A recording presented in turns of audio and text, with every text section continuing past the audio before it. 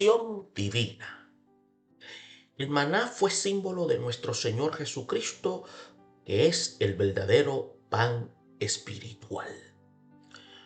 Cuando analizamos esta declaración, podemos ver lo que el salmista en una ocasión señaló en el Salmo 78, versículos 24 al 25, donde dijo: E hizo llover sobre ellos maná para que comiesen, y les dio trigo de los cielos. Pan de nobles comió el hombre, les envió comida hasta saciarles. Y estaremos hablando de lo que es provisión divina, y estaremos concentrados en el capítulo 16 de Éxodos, entre el versículo 22 al 36. Y vamos a analizarlo de manera inductiva para poder entender lo que significó el maná para el pueblo de Israel.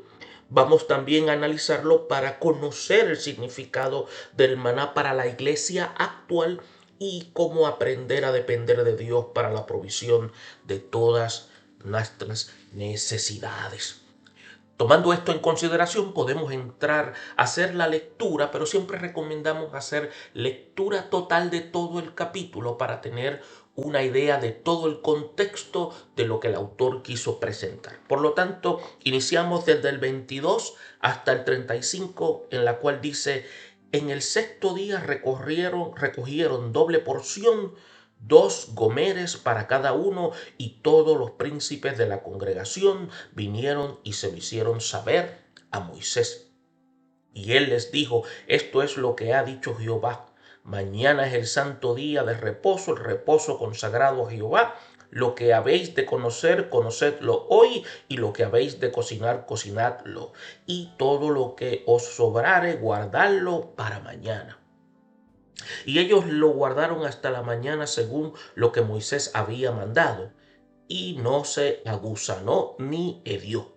Y dijo Moisés: comedlo hoy, porque hoy es el día de reposo para Jehová, hoy no hallaréis en el campo. 6 días los recogeréis, mas el séptimo día es día de reposo, en él no se hallará. Y aconteció que algunos del pueblo salieron el séptimo día a recoger y no hallaron. Y Jehová dijo a Moisés: ¿hasta cuándo no querréis guardar mis mandamientos y mis leyes? Mirad que Jehová os dio el día de reposo, y por eso en el sexto día os da pan para 2 días. Vístese pues cada uno en ese lugar, y nadie salga de él en el séptimo día. Así el pueblo reposó el séptimo día, y la casa de Israel lo llamó maná, y era como semilla de culantro blanco, y su sabor como hojuelas con miel. Y dijo Moisés: esto es lo que Jehová ha mandado: llenad un gomer de él y guardarlo para vuestros descendientes, a fin de que vean el pan que yo os di a comer con el desierto, y cuando os saque de la tierra de Egipto.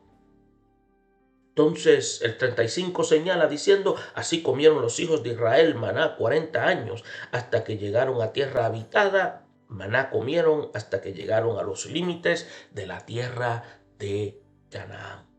Así como Israel dependía de la provisión diaria del maná, el cristiano también debe mantener una comunión permanente con Dios a través de la oración y el estudio responsable de las Sagradas Escrituras. Haciendo lectura de estos pasajes, bien podemos observar que hay instrucciones sobre el maná y el sábado. Como también podemos ver, algunos desobedecieron a Dios, y veremos cómo el maná es un memorial de la providencia divina. Tomando esto en consideración, tenemos que ver que uno de los más grandes milagros que se registran en el documento de Éxodo después de la apertura del Mar Rojo es la lluvia de maná durante la peregrinación del pueblo de Israel ya establecido en el Monte Oreb. Indudablemente que al salir Israel de Egipto y tomar la ruta por el desierto, sabían que la única forma que podían llegar a la tierra prometida era por medio de intervenciones milagrosas de parte de Dios. Darle de comer y de beber a una congregación de 2 millones de personas requería de un milagro tras otro. Así que Israel no hubiera estado consciente de esta realidad y no habría dado un paso afuera de Egipto. Para el creyente es importante que entendamos esta gran verdad, porque la salida del pueblo de Dios de Egipto, la peregrinación por el desierto y su entrada a la tierra prometida tienen una marcada analogía con la vida cristiana, la cual requiere una fe genuina. Como dijo el autor de Hebreos, la fe es la certeza de lo que se espera, la convicción de lo que no se ve. Y lo más importante es que sin ella no se puede agradar a Dios. Esto último fue lo que sucedió con el pueblo de Israel en el desierto, quienes se mantenían en una constante murmuración porque pensaban que Dios no cumpliría lo que había prometido por medio de Moisés. La murmuración contra Dios constituye ser un pecado serio, porque además de reflejar desconfianza en Él, revela indignación, molestia y rabia. La persona que murmura no solo expresa preocupación, sino disgusto contra Dios. En el caso de Israel, la misericordia del Señor fue puesta en evidencia al seguir con el plan que tenía preparado desde el principio y no haber exterminado por completo al pueblo en el momento de rebelarse. Por eso que Dios no envió el maná porque el pueblo se lo pidió, sino porque ya lo había determinado desde antes que salieran de la esclavitud egipcia. ¿Por qué? Porque este sería un tipo de nuestro Señor Jesucristo, el verdadero pan que descendió del cielo para darnos vida eterna. En el versículo 22 al 24 vemos primeramente que se registra el caso de la murmuración del pueblo de Israel producto de un recorrido de 3 días sin agua. Y eso lo pueden encontrar en los versículos 22 y 24 del capítulo 16. Y como vimos, Dios en su infinita misericordia transforma el agua amarga que encontraron en Mara, endulzándolas con un árbol. Este milagro recuerda las palabras del Señor pronunciadas el último gran día de la fiesta en Jerusalén. Si alguno tiene sed, venga a mí y beba. El que cree en mí, como dice la Escritura, de su interior correrán ríos de agua viva. Y también, después de haber acampado en Elín, donde había 12 fuentes de agua, el pueblo comenzó de nuevo a murmurar diciendo: ¿qué vamos a comer? Dios le contestó por la tarde que comieran carne y por la mañana pan. Con respecto al pan, las cosas serían de la siguiente forma: descendería del cielo todas las mañanas. Habría que recoger únicamente la porción de cada día, excepto el viernes en que se recogería el doble. El maná que se dejase para el día siguiente se iba a gusanar. Otro aspecto es que Dios los estaría proveyendo milagrosamente hasta que entrasen a la tierra prometida. Los rabinos judíos han hecho un interesante análisis en cuanto a esto. ¿Por qué? Porque cuando lo evaluamos, vemos que el maná que se agusanaba aseguraban que se debía a la desobediencia de los que recogían de más. Dicen ellos, según su análisis, que los gusanos que se formaban eran tipo de los gusanos espirituales del corazón desobediente. Algunos comentaristas de carácter liberal descartan esta realidad de los milagros y enseñan que lo que el pueblo comió fue simplemente un musgo dirigible que supuestamente crece en Marruecos y el Sahara. Otros enseñan que ciertos insectos que existen en Sinaí se alimentan del árbol tamarisco, produciendo una secreción dulce que es comestible y que eso fue lo que el pueblo llamó maná. Pero ¿habrá suficiente comida para alimentar a 2 millones de personas durante 40 años? La respuesta es que es imposible. Y eso es lo que hizo posible por la manifestación de un milagro divino. Y es por eso que cuando vemos los versículos 25 y 26 podemos encontrar que Moisés dijo: comedlo hoy, porque hoy es el día de reposo para Jehová. Hoy no hallaréis en el campo. 6 días lo recogeréis, mas el último día es día de reposo. En él no se hallará. Esta instrucción de interrumpir las tareas de la semana a fin de descansar el día séptimo debe entenderse a la luz de las enseñanzas del Nuevo Testamento y el descanso espiritual que se encuentra en nuestro Señor Jesucristo, quien fuera obediente a las instrucciones divinas recogiendo el maná como se había indicado. Reposarían sus labores el séptimo día. Este reposo debe también interpretarse de acuerdo a lo que dice el documento de Hebreos capítulo 4 versículo 3. Pero los que hemos creído entramos en el reposo. Nuestro Señor Jesucristo lo declaró: venid a mí todos los que estáis trabajados y cargados, y yo os haré descansar. Llevad mi yugo sobre vosotros y aprended de mí, que soy manso y humilde de corazón, y hallaréis descanso para vuestras almas. Es por eso que el día de reposo no fue una imposición arbitraria de parte de Dios, sino un tipo de nuestro Señor Jesucristo en quien se encuentra el descanso para el alma. Algunos se preguntarán por qué tenía que recoger el pueblo únicamente la ración que correspondía cada día. Y otra pregunta es: ¿acaso no hubiese sido más práctico y menos arduo que hubiesen recogido la porción de toda la semana? La pregunta se aclara cuando se entiende que todo lo que tiene que ver con el éxodo, desde la salida de Egipto hasta la tierra prometida, contiene temas espirituales que son contundentes. Si uno materializa todo el relato y pasa por alto el significado espiritual, va a omitir el verdadero valor que éste presenta. Y la orden de recoger diariamente la cantidad de maná que correspondía para el día posee una enseñanza espiritual para el cristiano actual. Debemos depender continuamente de la providencia divina. Tristemente, la providencia de Dios no es prioridad en muchos conceptos en nuestra mente. Es por eso que hemos envuelto a una sociedad donde el materialismo nos ha atrapado de tal forma que creemos que si hacemos arreglos financieros tales como sueldos elevados, buenos seguros de vida, cuentas de ahorro, excelentes planes de retiro, no tenemos seguridad alguna sobre ello. Y es lo que creemos. Por lo tanto, es bueno aclarar que no hay nada de malo en hacer provisiones necesarias para vivir adecuadamente.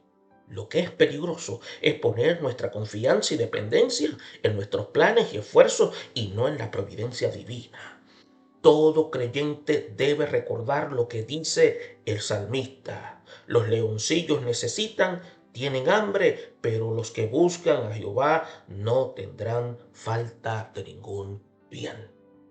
Cuando vemos los versículos 27 y 30, donde dice que aconteció que algunos del pueblo salieron el séptimo día a recoger y no hallaron, podemos ver en todo el capítulo 16 que se nos muestra lo sagrado que son los mandamientos divinos. Hasta ese momento el Señor no les había dado la ley a su pueblo. Sin embargo, les iba proveyendo leyes y mandatos necesarios según las circunstancias que se iban presentando. Cada uno de estos mandamientos aislados llegaron a ser parte de la ley que recibiría Moisés en la cumbre del Sinaí.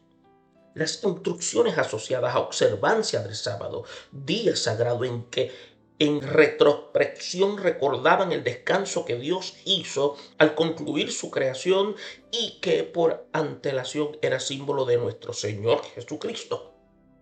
Por otra parte, el otorgar el día sábado también podía presentar algo interesante para el pueblo. Mientras estaban en cautiverio, nunca tuvieron reposo. Y ahora, el Dios que los dirigía les garantizaba un día de ningún tipo de faena, y en el cual ese día ya Él había hecho provisión. Es por eso que tipificar a nuestro Señor Jesucristo y tener en Él en su cumplimiento el sábado era de las formas en las que Dios revelaba su señorío sobre la nación. Es por eso que si Dios había determinado descanso para un día determinado y el cese de cualquier actividad, y el pueblo no tenía ningún derecho de violarlo. Y eso lo establece en el documento de Número, el capítulo 15, versículo 32 al 36, en la cual se registra el caso de un hombre que encontraron en el campo recogiendo leña en el día de reposo, y aquel hombre murió, dice la Escritura, apedreado por instrucciones directas de Dios. Y es común oír en nuestros días que la ley es rígida porque lo único que hacía era revelar la justicia, severidad y la ira de Dios.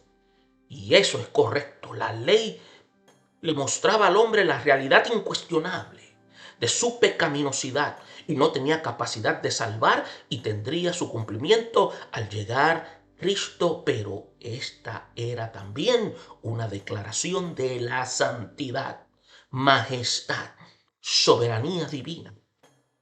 Entonces hay interpretaciones pésimas en la cual de lo que el periodo de la gracia ha hecho que muchos cristianos vivan de manera de libertinaje, como si no hubiera leyes que acatar de parte de Dios. Si uno lee el Sermón de la Montaña, hallará que leyes del Nuevo Testamento son más exigentes que las del Antiguo. El apóstol Pablo lo dijo en Gálatas 6:2: y cumplí así la ley de Cristo, no estando yo sin ley de Dios, sino bajo la ley de Cristo. También lo indicó a los de Corintios en su primera carta, en el capítulo 9, versículo 21. De manera que Cristo le ha dado las leyes a su iglesia, a las cuales debe estar sujetada. Y es por eso que cuando vemos los versículos 28 al 30, vemos entonces a Moisés cuando dice: ¿hasta cuándo no querréis guardar mis mandamientos y mis leyes? Dice Dios. En el versículo 28 ha sido un objeto de especial atención de parte de los rabinos judíos. El comentario hebreo en el Antiguo Testamento, que se conoce mejor como el compendio de lectores del Pentateuco, ofrece un comentario sobre este versículo. Porque dice lo siguiente, dice: parece extraño que Dios le dijera a Moisés que tanto rehusaran ustedes obedecer mis mandamientos, en lugar de que tanto rehusan ellos. En el Talmud, cuando vemos estos comentarios que son de los escritos rabinos de las Sagradas Escrituras, es lo que es el Talmud, para tener una aclaración, explica por qué Dios dijo a ustedes, incluyendo a Moisés en esta ocasión, viendo la lectura, como si fueran uno de los responsables. Entonces se aplica un proverbio común: el repollo sufre junto con la mala hierba. Este proverbio significa que cuando un agricultor arranca las espinas y las malas hierbas de su jardín, puede llevarse en el proceso las buenas plantas también. Es por eso que igualmente Dios ha intervenido, se ha involucrado a la gente justa, inclusive a Moisés. Y tenemos que ver aquí que cuando utiliza la expresión cuando dijo ustedes en el lugar de ellos, nótese que desde el versículo 23 hasta el 30 hay referencias al reposo, y este sustantivo se menciona al menos 5 veces. Y tenemos que ver que por qué tantas referencias de reposo. ¿Tenía que ver únicamente con el reposo físico o implicaba mucho más que eso? Significado del reposo, cual habló el Señor por medio de Moisés, era que el pueblo debía reposar no solamente de sus tareas físicas, sino además de sus preocupaciones, dudas, sospechas, incertidumbres y miedos. Dios lo llamó santo día de reposo, reposo consagrado a Jehová, reposo para Jehová. Esto significa que el pueblo debía mantenerse en sus tiendas meditando en la intervención providencial y redentora de Dios. que en el trajín de la semana deberían hacer una pausa para reflexionar en los sucesos trascendentes que estaban mucho más allá del control de sus vidas. Por eso es que cuando vemos que el maná, eh, en el punto del versículo 31 al 36, el maná constituye ser un memorial de la providencia divina. No tan solamente había dado reposo, sino que estamos viendo una provisión para una alimentación constante. Entiéndase entonces que el maná, cuando se habla aquí en el versículo 31, que da la orden de guardar una porción como memorial, cuando dice, y la casa de Israel lo llamó maná y era como semilla, culantro o cilantro, como usted le quiera identificar, era una especie de cilantro blanco y su sabor como hojuelas con miel. Y dijo Moisés, esto es lo que Jehová ha dado. Llenad un gomer de él y guardarlo por vuestros descendientes a fin de que vean que el pan que yo os di a comer en el desierto, cuando yo os saqué de la tierra de Egipto. Para iniciar esta sección de análisis, tenemos que recordar que el pueblo, al ver lo que milagrosamente Dios había enviado del cielo, exclamó diciendo Maú, que es lo que significa maná. Palabras transportan al día de Pentecostés, cuando los judíos que presenciaron el asombro del descenso del Espíritu Santo exclamaron, ¿qué quiere decir esto? En ambos casos hubo una estremecedora sorpresa ante el hecho sobrenatural. El hombre, frente a los misterios de lo divino, necesariamente tiene que elaborar preguntas en busca de entendimiento. Por eso se decía que San Anselmo de Canterbury intituló una de sus obras La fe en busca de entendimiento. Tanto la exclamación de los hebreos frente al milagro del maná como la de los judíos ante la maravilla del aposento alto son un elocuente mensaje de lo que debe, por necesidad, ser la reacción del ser humano ante las intervenciones divinas. Es por eso que la orden de Dios de guardar un gomer con maná a fin de que sirviera como constancia objetiva y concreta de la providencia celestial no es la única que se registra en las Sagradas Escrituras. Podemos ver la celebración de la Pascua conmemorando la liberación de Egipto. 12 piedras que Josué ordenó levantar después de haber cruzado el Jordán. Bien, podemos ver la cena del Señor, entre otras. En el área del pacto que se mantenía dentro del lugar santísimo estaban las tablas de la ley que Dios le dio a Moisés en el Sinaí, la vara de Aarón que reverdeció y una urna que contenía maná que descendió en el desierto. Eran pruebas contundentes de que un Dios había caminado con ellos, ofreciéndoles su cuidado, protección. Ante esta reflexión, surge una pregunta que es obligada. ¿Qué prueba o constancia que Dios ha intervenido en nuestras vidas le estamos dejando a nuestros hijos y futuras generaciones? ¿Sabe? En el versículo 33 al 36, cuando dice que Moisés dijo a Aarón, toma una vasija y pon en ella un gomer de maná y ponlo delante de Jehová para que sea guardado para vuestros descendientes. Y Aarón lo puso delante del testimonio para guardarlo como Jehová lo mandó. Y usted puede ver que en los versículos que corresponden consideramos que hemos puesto una especie de negrilla de 3 frases. Por ejemplo, delante de Jehová, delante del testimonio y como Jehová lo mandó. Entonces, vimos una división anterior a la importancia que tendría para las futuras generaciones conservar una urna de maná, o con maná, mejor dicho. Esto sería puesto dentro del arca del pacto como memorial junto con las sagradas tablas de la ley, ya que las primeras las quebró Moisés en su indignación al ver el pueblo adorando un becerro de oro.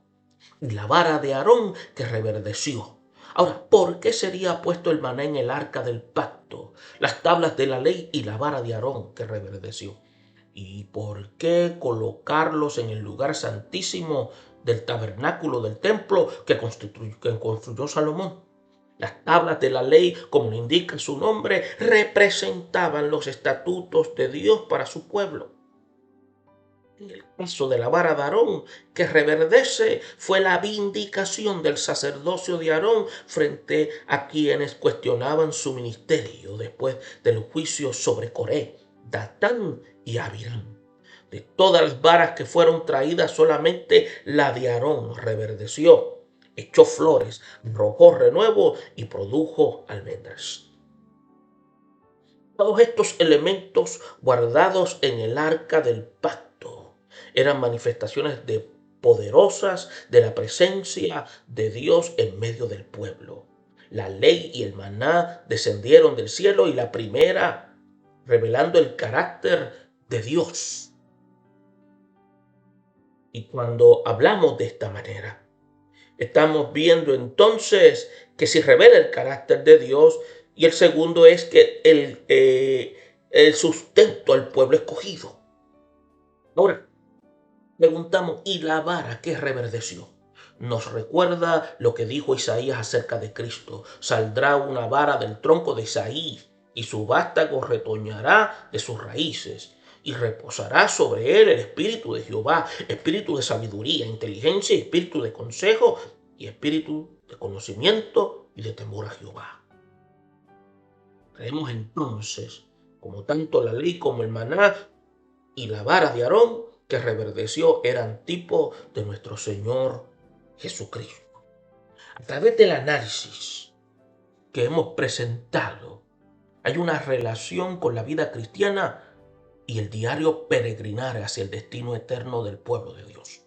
El pueblo escogido murmuraba contra Dios y sus siervos, Moisés y Aarón. En el capítulo 16 se habla 8 veces acerca de las murmuraciones del pueblo de Israel. Los continuos milagros de los cuales eran testigos no fueron suficientes para ellos. No se detuvieron a reflexionar en la magnitud de cada uno. Esto provocó lo que se llama indignación de Dios, ya que la murmuración era más que un comentario aislado de unos cuantos, que reflejaban enojo, desconfianza, cuestionamiento atrevido de la veracidad de la promesa de un Dios que había mostrado y mantenido fiel a su pueblo. Y a pesar de las murmuraciones, el Señor, en su infinita misericordia, suplía constantemente sus necesidades sin la más mínima intervención de ellos. Esto es, de una manera sobrenatural. Una de estas manifestaciones milagrosas fue el maná que descendió sobre el pueblo durante los 40 años de peregrinación. Esto debe recogerse cada día, recordándonos la necesidad que tenemos de alimentar diariamente nuestras almas con la presencia del Señor, ya que debemos tener en cuenta que el maná es tipo de nuestro Señor Jesucristo. El sábado era día de reposo. Se tenía que tomar un descanso no solamente de las faenas materiales, sino de las preocupaciones, incertidumbres, cansancios emocionales y espirituales. El sábado era tipo de nuestro Señor Jesucristo, en quien se encuentra el verdadero descanso para el alma y la pura complacencia.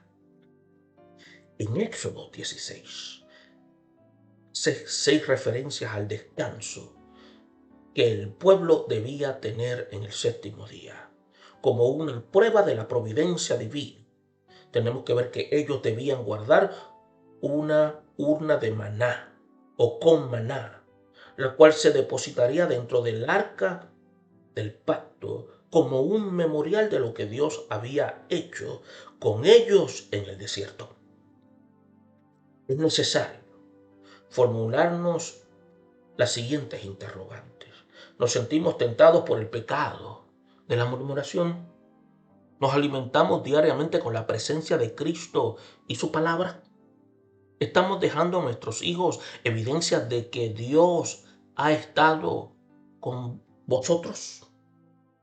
Estas son preguntas que debemos analizarlas y darnos cuenta que deben ser respondidas, porque nosotros servimos a un Dios de provisión. Bendiciones.